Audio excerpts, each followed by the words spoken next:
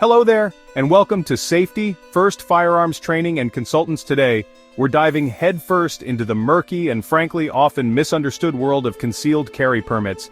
It's a topic that sparks passionate debate on both sides of the aisle, and frankly, a lot of that debate is fueled by, shall we say, alternative facts.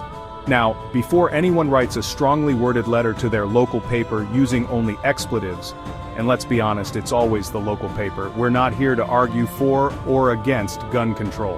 What we're going to do is unpack some of the most pervasive myths surrounding concealed carry permits. Because, folks, when it comes to something as important as firearms, operating on assumptions is like trying to parallel park a school bus using only your gut feeling and a rusty spoon. It's probably not going to end well. So, buckle up, because it's about to get myth-bustingly real in here. Oh, you sweet summer child. You think getting a concealed carry permit is as easy as ordering a pizza? Just a quick phone call, maybe a sprinkle of awkward small talk with the person on the other end, and boom, license to carry delivered straight to your door? If only it were that simple. The reality, my friends, is a tangled web of background checks, training courses that would make a drill sergeant break a sweat, and enough paperwork to make a bureaucrat blush. And don't even get me started on the variations from state to state. It's like the Wild West of bureaucratic processes out there. Ah, yes, the I can carry my gun wherever I darn well please misconception, because nothing says responsible gun owner like strolling into a kindergarten graduation with a firearm strapped to your hip. Look, I get it. Having a concealed carry permit can feel like being handed the keys to a very specific, slightly dangerous Freedom Mobile. But here's the thing, that Freedom Mobile comes with a whole bunch of parking restrictions. Schools, government buildings, even your local art house cinema showing a Bergman Film Festival. All places where your concealed carry permit suddenly develops a severe case of stage fright. And don't even think about private property where the owner has made their no firearms stance abundantly clear. Trust me, it's not a conversation you want to have.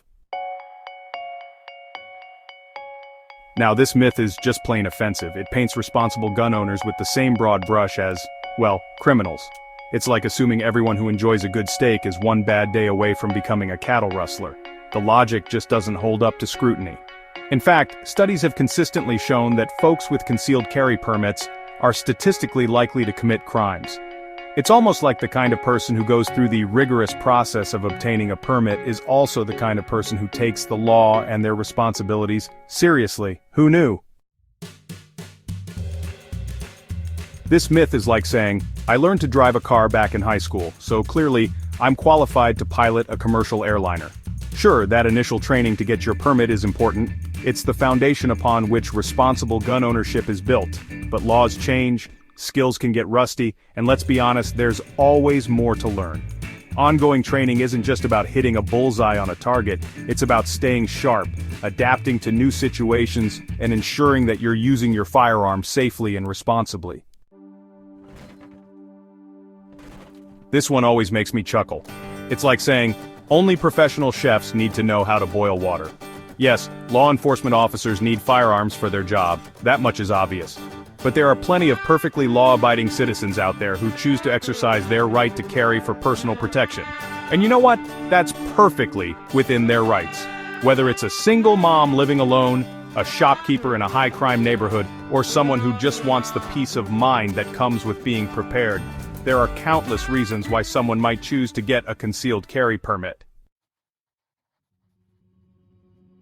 Ah, the myth of the universal concealed carry permit. It's a beautiful dream, isn't it? Imagine a world where your permit is like a magical passport, granting you the right to carry in all 50 states. Sadly, reality is about as fun as a TSA pat-down. Reciprocity, my friends, is the name of the game, and it's a game with more rules than a Quidditch match. Some states play nice and recognize permits from other states, while others make you jump through more hoops than a circus poodle.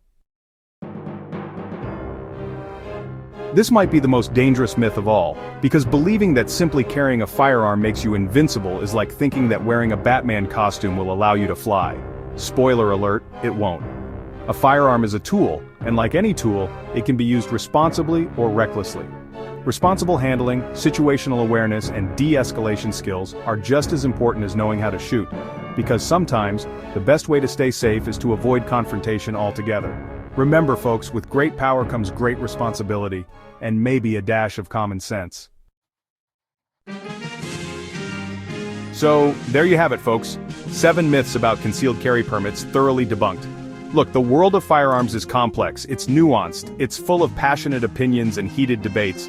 But one thing's for sure, operating on misinformation helps no one. Understanding the facts, separating myth from reality, that's how we can have a more informed and hopefully more productive conversation about gun ownership and concealed carry permits. Because at the end of the day, whether you're a staunch supporter of the Second Amendment or someone who wouldn't know a Glock from a Glockenspiel, we can all agree on one thing: safety matters. So stay informed, stay safe, and for goodness sake, if you're ever unsure about something, please consult a reliable source. Thank you, Master Instructor Kenneth Thornton. Call or text 301-346-2327. And no, that does not include your uncle's Facebook feed.